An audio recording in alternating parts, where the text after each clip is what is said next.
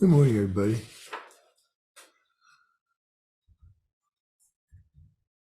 This talk isn't about brushing my teeth, but we all know that it is something that we have to do.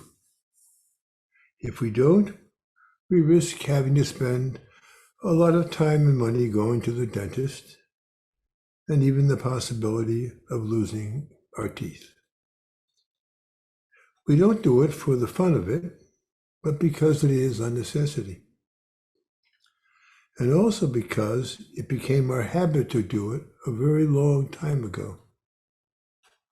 It is likely our parents, who we suppose we should be grateful to for instilling such a useful and beneficial habit in us. How one comes to have the equally valuable habit of doing Zazen is another story. No one has ever forced us to sit. In my generation, kids were taught how to say their prayers, if they were Christian or Catholic like we were, but it is more than likely that we drop the habit on our own at some point. We also came to do Zazen on our own. For whatever reasons we had, we tried it, and somehow it stuck. Though for most people, have never had a chance like that. It is not easy at first because it can be painful and boring for some, and its usefulness may not be all that apparent. We had our reasons for trying it, but it not being a quick fix, to say the least, most look elsewhere for solutions. You, of course, are here now. But it doesn't mean that you often sit. Life can get easily in the way, and except for coming on Saturday mornings, you may not be able to find the time for it, what with all the other things that you like to do or have to do, especially if you are in a relationship or have gone even further to have children. There is little space for what might seem like my time then. I wish I could tell you why I sit. It is not because I like it that much or have the feeling that I should be saving the world with it. I do have the habit of sitting, and having it has been useful, but it seems there is more to it than that. I guess the best that I can say is that somehow or other, I had to sit. Even if I said that I had way-seeking mind, that would make it sound tacky. It is something that there was there to be done. If you find that that is also true for you, I can say it is pleasing to be able to practice with you. But finally, I cannot give you reasons to sit. If one feels like one has to have a reason, being able to help one another is a good enough reason for anything. It is true for me that the more I give, the more I seem to get. And I feel quite grateful for the help that I continue to receive. Being able to give is enough. I'm sure I haven't always felt that way. Oh, I'm sorry, here we go. It isn't a matter of helping whether being able to be a case of giving or getting. Finally, we forget about wanting to get. Being able to give is enough. I for sure haven't always felt this way or felt that it was the way. It had nothing to do with me and was never why I sat. But in retrospect, it is proof of what sitting has done for me, I guess. Oh, thank you. A very short talk today. Yeah. Here's Jane. Here we go.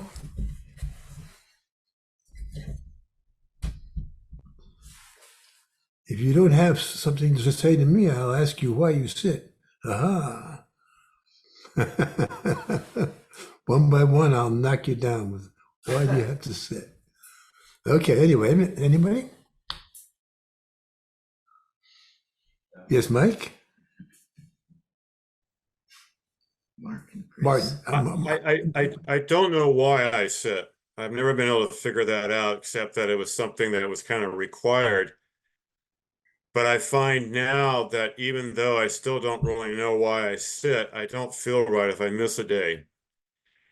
And sometimes I feel guilty because I only can get like 15, 20 minutes in before I have to go do something else. Or when I was sick a while back, if I get 10 minutes in without falling asleep, I was like, okay, I did all right and stuff. Is it more the process of making sure you do it when you can, even though you're not, you don't do this to get a goal. You don't do meditation to become enlightened or anything like this. But it seems like it's become such a part of my day-to-day life that I almost feel like I've forgotten to do something when I don't do it. But I feel guilty sometimes because I can't put in like a half hour or 40 minutes. Sometimes I just don't have it in me to do more than like 10 or 15 minutes. So I don't know if there is a purpose for Zazen, except that it does seem to help for some reason. Yeah.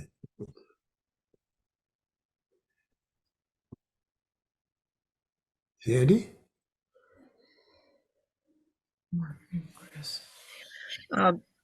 Thanks, Mike. That was interesting. And Peter, thank you for your talk. I just wanted to say when I first came to sit, it was new. Your mic's off. You turned, how did that happen? You went? Okay. When I first came to sit and practice here, sitting was very uncomfortable in the beginning, not so much physically, but emotionally uncomfortable. And it was a chore to get through a half hour at a time. But as the years and years and years have gone by, um, I realized that by sitting, um, I've changed my outlook on everything. And it now, I can't say it's, I don't know. Now it's not like I have to sit, but that it brings me some peace. It brings me peace sitting. Um, and so that's the reason I come back to it and not walk away from it. Because it's no longer uncomfortable, and it actually, I can't say it has a purpose that it's doing something specifically, or I'm searching, like Mike said, searching for something out of it. Uh, it's just something that's become a part of me. Okay, thank you, Sandy. Thank you. Thank you. Yes, Mike? Mark? Mark? Can you hear me okay? Oh, yes. Oh, I can. Our home audience, can you hear? Yeah, I saw a couple of nods over there, okay, because the mic's way far away. Yes, I was thinking that that's a really good example of what you were talking about, how you can make good habits. We have a lot of habits that your body likes that we could consider maybe counterproductive. Wanting to sleep in late, wanting to eat too much, wanting to drink too much, wanting to sit around too much. But when we sit, bodies don't like it that much, but they get used to it. And I think it's it's really a good habit. And when you're sitting there that long, it's something you can do for a few minutes, a half an hour, maybe an hour.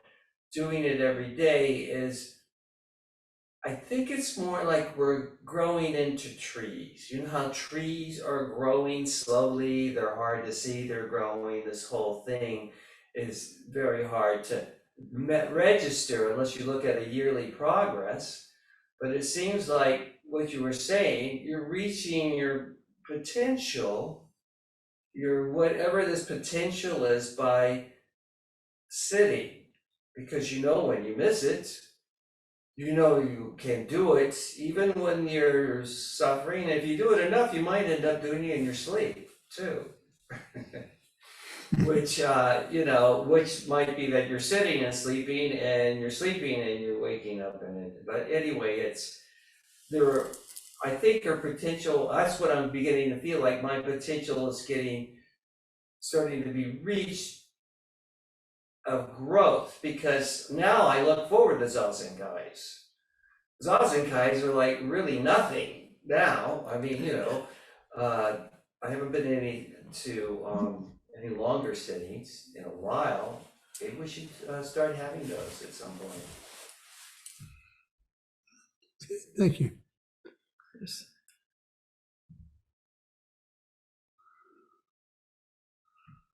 Okay, here I go. Rachel?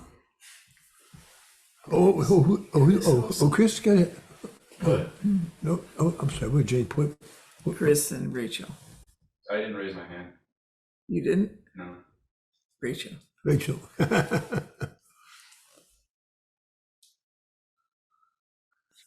Rachel didn't raise her hand either. No. Well, I warned you all. I warned you. There's a guy raising his hand. There's a guy called Mitch. He's raising his hand. Oh, Mitch got it. Okay, I'm sorry. I missed. Thank you, Mitch. After Rachel.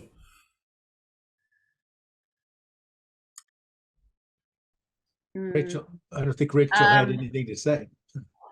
Yeah, it looks.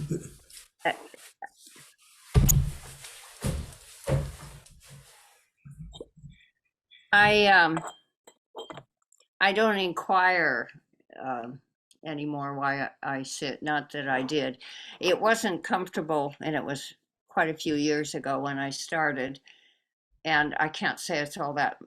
In fact, it's probably more uncomfortable now but what always puzzled me in the beginning was that I would sit when it didn't bring calm or happiness or peace, which, others reported.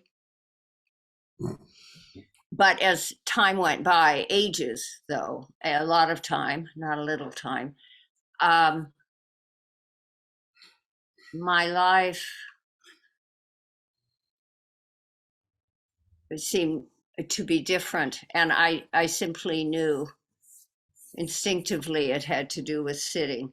And I think that I did sit initially and for a long time because those I cared for and admired, a teacher or friend, a few friends sat. And so to be companionable, I did. But with time, it simply has been like living, really. Although I have to choose sometimes how or when or how long. But it just seems essential in a certain way. And I really appreciate those moments when living is somewhat indistinguishable from sitting. That rare, but that's when I guess I feel most alive. But I will say that I still seek and require the company of others and teachers, but others as well. I don't think I do well as a solitary nun or something like that. I'm just increasingly grateful that it's not just up to me to be present. So thank you, Peter. I loved your talk. Thank you, Rachel. So, Mitch? Well, I shared, I did a Dharma talk, I don't know how many months ago. And I shared my experience because of being born with a set of bad eyes. That Zazen for me has been totally transformational. I have no idea what I would be like without founding the Dharma and finding Zazen. I mean, Zazen to me is everything. So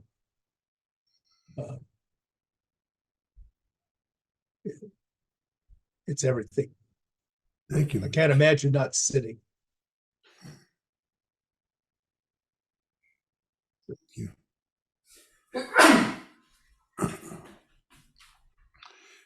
Chris, Jane told me you raised your hand. Oh yeah.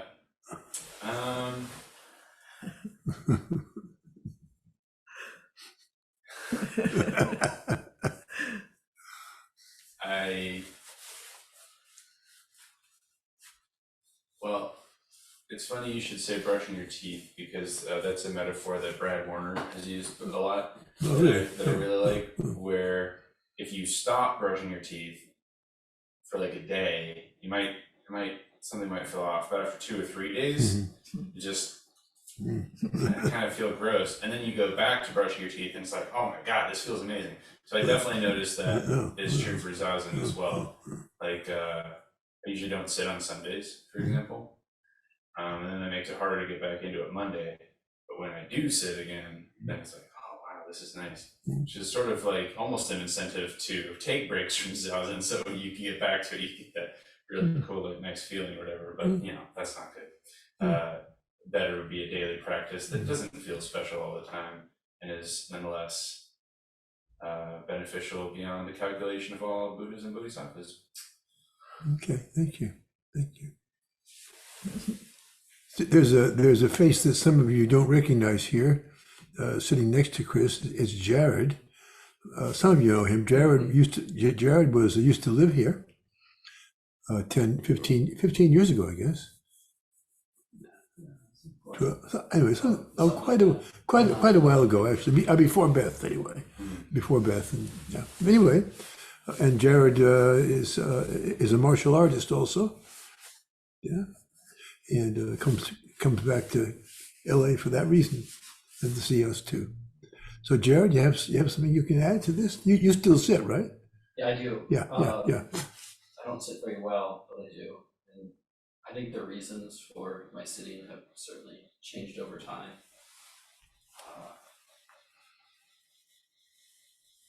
When I was a young man, or a teenager, when I was a teenager, it was kind of like just to still my mind and get some better sort of focus. And I think into my 20s, it was maybe more of the habit had formed, and there was kind of a space that felt like it opened up when I would meditate that allowed for, I don't know, just feeling less reactive in my everyday life experiences when I would sit, which I think was nice. And then into my later 20s and 30s, it was helpful during challenges that had happened in my life. So that was really something to have it there, kind of like a mountain. It's very solid. The sitting, so even when things are turbulent, there's a stillness there that I could find. And now, I guess I'm sitting today think partly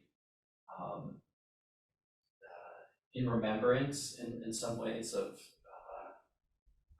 the efforts that I had put in the past, but also again for the stillness, and partly out of habit, and maybe with a little bit of hope that there's still some Kensho that might happen at some point.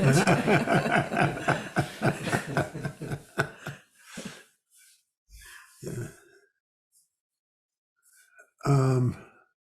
I've oh yes, Rachel. It's volunteering this time. I just remembered something. I thought I'd mention it. I think it was the late 80s. I had flown to New York to Omega Institute because there was a course or seminar I was to take. Anyway, Philip Kaplow was there one day while I was there for a week. And so I went to his, well, it was an odd day. It wasn't exactly an all day sit, sort of. But anyway, he talked. And Who's he? Philip Oh, Kaplow. Okay, sure, good. Okay. He'd come up from Rochester, I guess. Anyway, I was sitting by then, but he said something, and I have never forgotten it. It's the only thing I really remember, but I've never forgotten it. And to me, it is inextricably also sitting, which is, he said, Zen is being able to live by that which you know to be true. Mm. And that was mysterious to me at the time, but I've never forgotten it. And to me, it is sitting. It became linked, and so I just wanted to mention that because it's remained with me all these years, even though I wasn't his student or anything like that. I just went to that day at Omega. Thank you. Greg?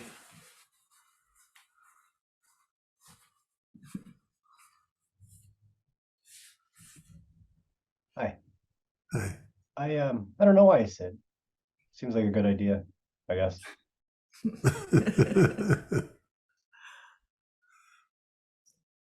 And thank you for your talk. Thank you. Yeah.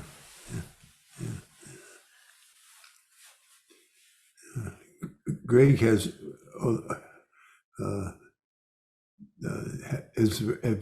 had a very simple thing to say, but recently he's written a very wonderful proposal about why meditation should be used in law enforcement. Anyway, as a police person officer. Yeah, so I really enjoyed that. Okay, and the last victim here is you, Spencer. There's some more, but I'm not trying to. I'm talking to people who have sat for a while. Yeah. Oh, well. Anyway, when I first started sitting, I had all sorts of reasons to sit, like my mental health, or to think I'm better than other people, or you name it. But I just sit now, and it's like Zazen's like the ballast in a ship to me. So without it, my ship doesn't float so well. But with it, everything seems a little better. So maybe I'm attaining something, but I just do it. My life's been better for it.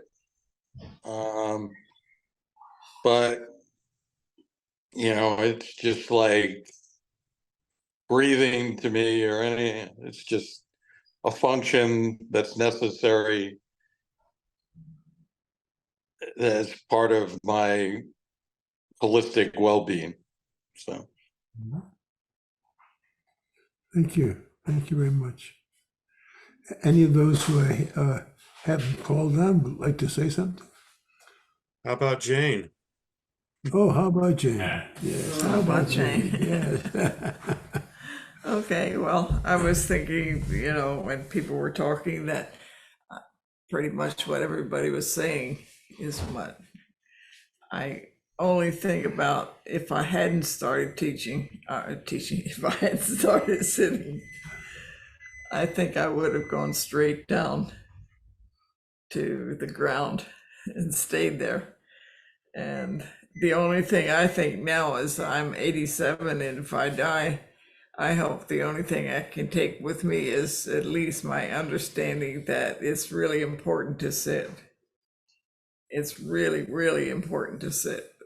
I hate to lose that feeling, because it's not that anything has changed so much in me, except that I've accepted a lot of the things without fighting them like I used to. And for me, that made living a whole lot better. And I wouldn't want anything to change because of that. So I wouldn't want to lose that feeling that Zazen is so important to remember, not to forget. That's it. Okay.